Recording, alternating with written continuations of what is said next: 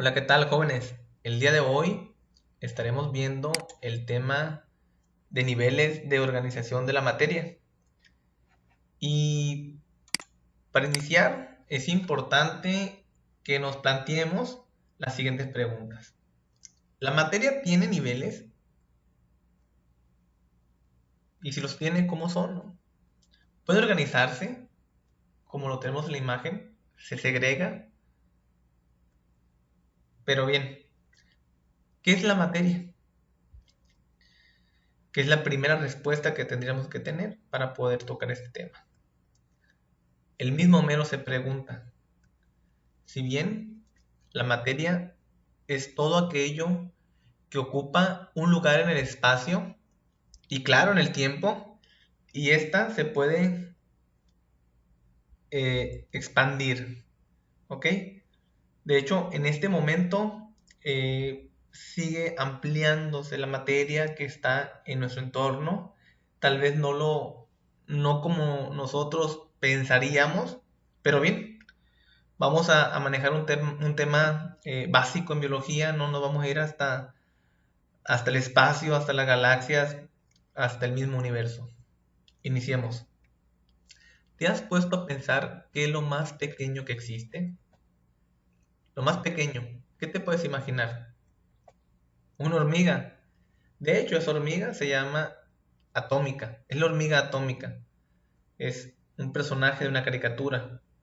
Pues bien, tal vez lo más pequeño no es la hormiga, pero sí es el átomo. De hecho, ese átomo que estás observando es el átomo más pequeño que existe y se llama hidrógeno. Este tema del átomo no es nuevo. De hecho, hace 460 años a 370 a.C., un alumno y maestro, Leucipo y Demócrito, ya hablaban de este tema. Ellos se preguntaban qué es o qué era lo que constituye a todas las cosas. Ellos le llamaban bloques, ¿no? Bloques como constituyentes que en este entonces ellos dan la iniciativa para construir este término, este concepto de átomo, que en su momento fue considerado indivisible. Si observamos, tenemos dos átomos, pero son diferentes. Algo gira, ¿no? Alrededor.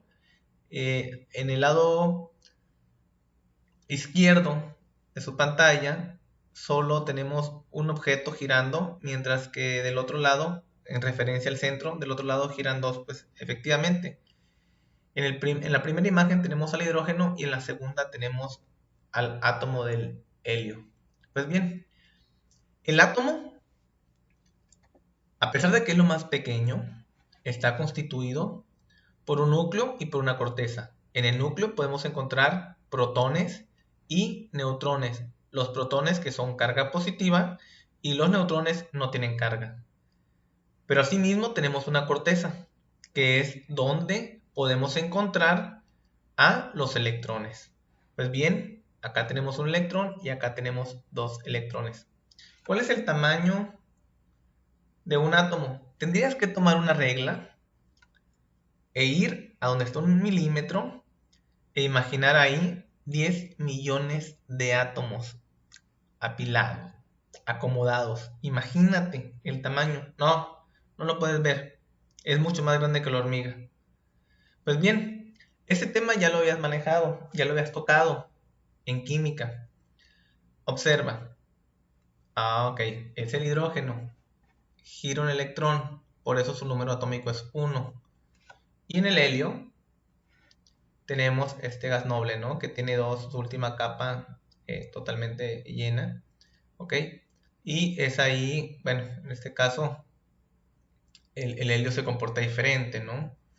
¿Ok? Tenemos, digo diferente porque no cumple la regla del octeto, pero su última capa también está completa.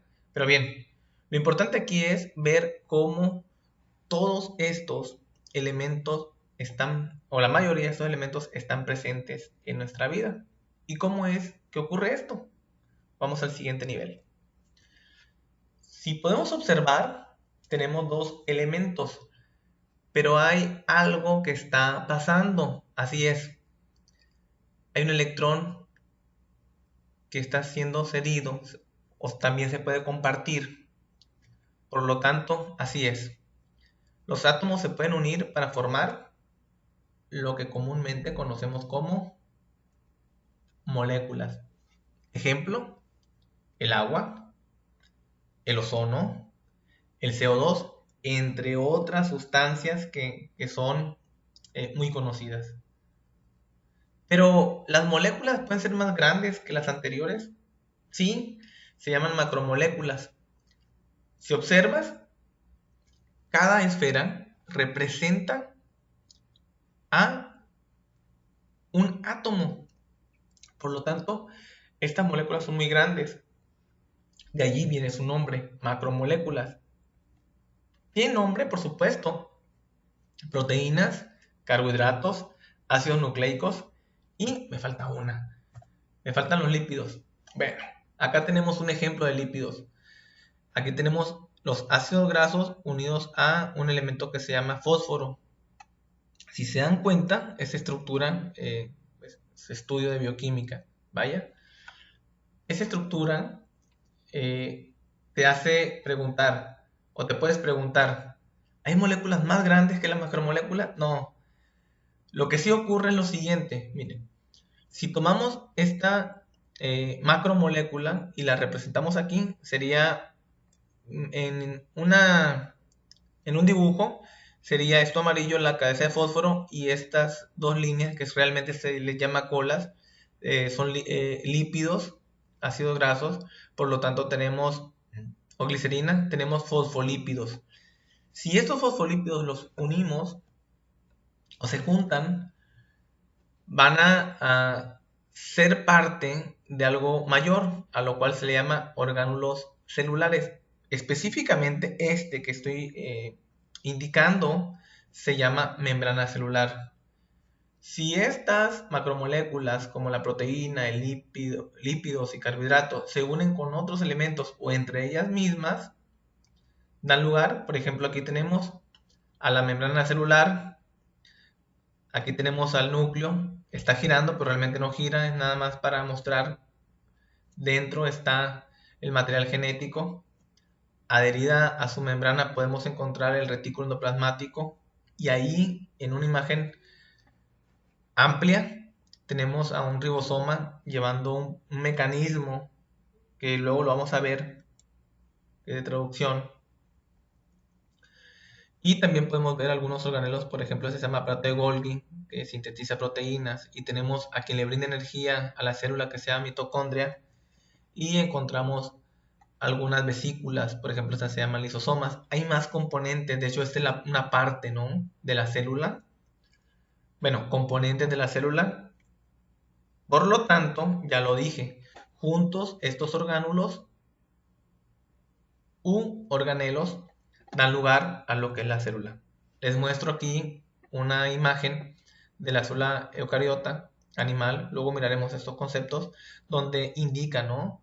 Va bastante rápido los nombres, pero vale, los ribosomas, retículo, vacuola, mitocondria, nucleoplasma, citoplasma, nucleolo, me ganó, ¿ok? Sin embargo, esta célula es hipotética. Digo hipotética porque, o general, porque dependiendo el tipo de célula o la función que tenga la célula va a cambiar su constitución. Por ejemplo, estructura. Por ejemplo, esta célula es un glóbulo rojo que se encarga de transportar oxígeno a todas las otras células del cuerpo, eh, pero lo curioso es que pierde su núcleo, entonces ya no entraría en esta imagen. Por lo tanto, repito, esta imagen es general. Pero otra imagen, tenemos acá las neuronas, no es esférica, ¿verdad? Pero bien, si agarras esta parte y lo colocas aquí en el cuerpo de la neurona, tiene esa estructura, tiene la mayoría de los organelos.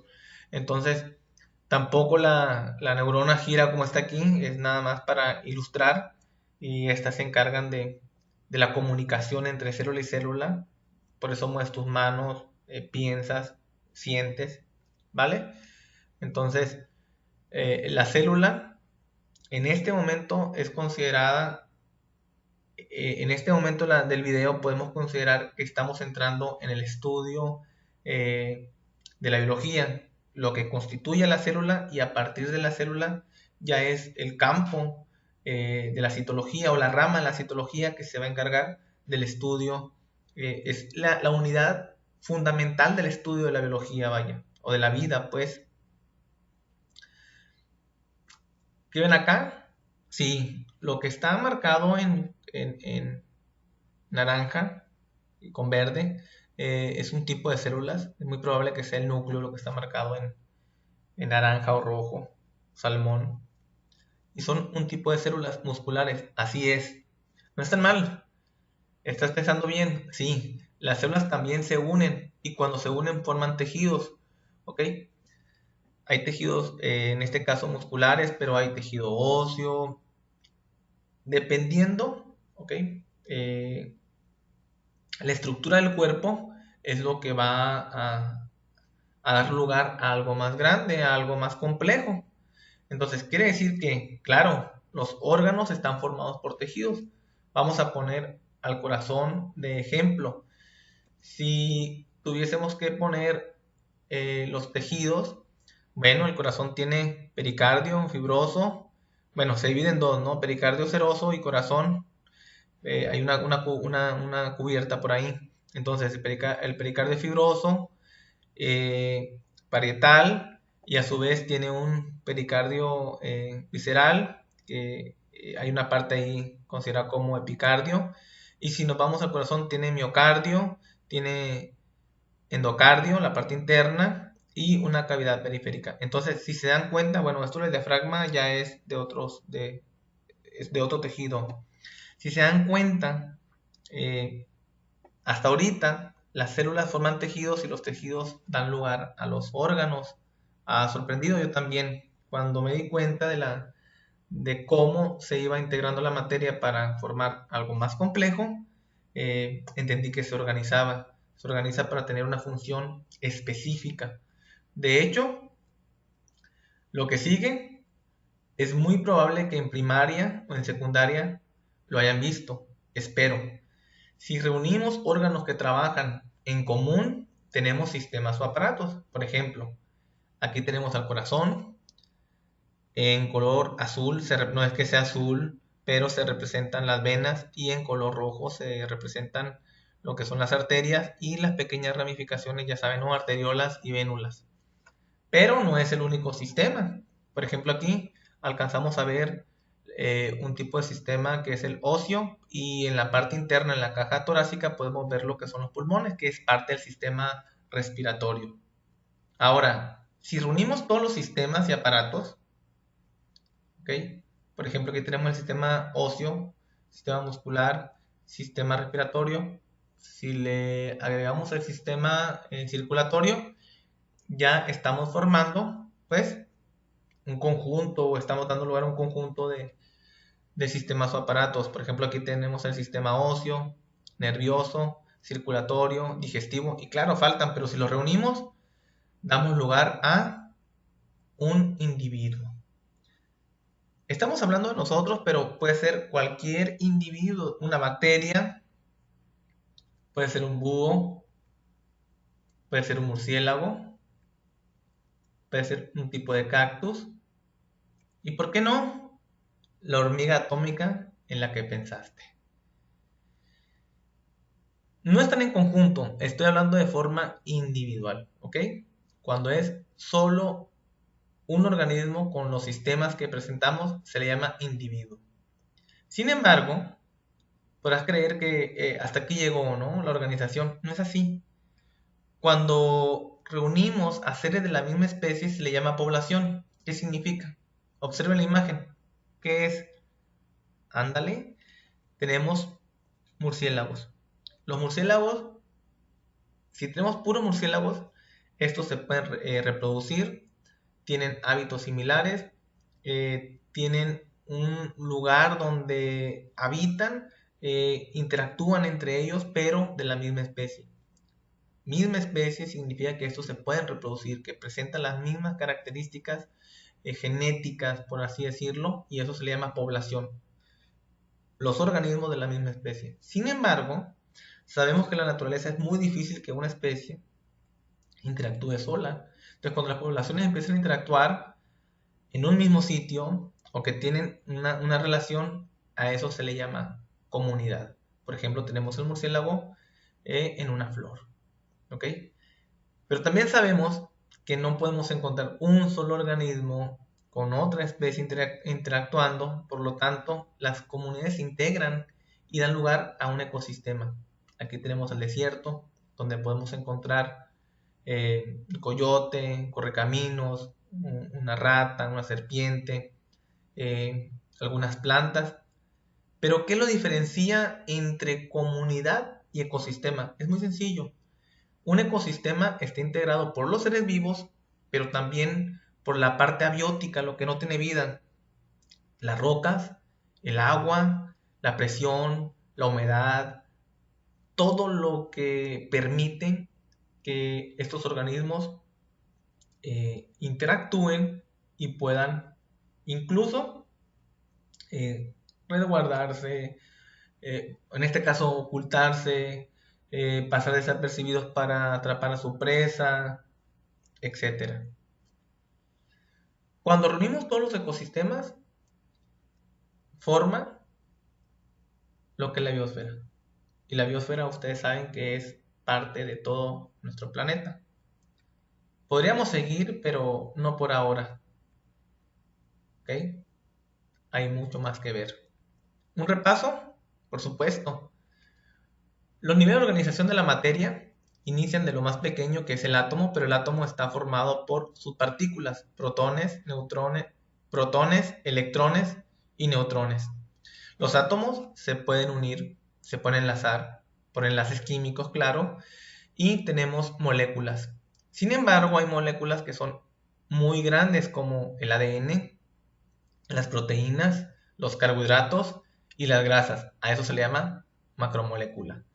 El siguiente nivel, cuando esas macromoléculas se unen, dan lugar a los organelos celulares, por ejemplo, los ribosomas, la mitocondria y este es el citoesqueleto. Estos organelos en conjunto dan lugar a la estructura fundamental de la vida, a la célula. Tenemos el nivel celular. Cuando las células se unen, pueden formar tejidos. Cuando los tejidos se unen, forman a los órganos. Los órganos, con una función específica, forman aparatos y sistemas.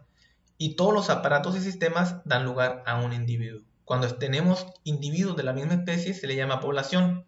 Cuando tenemos diferentes poblaciones, tenemos una comunidad.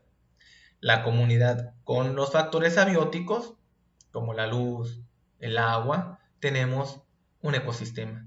Y todos los ecosistemas dan lugar a lo que es la biosfera.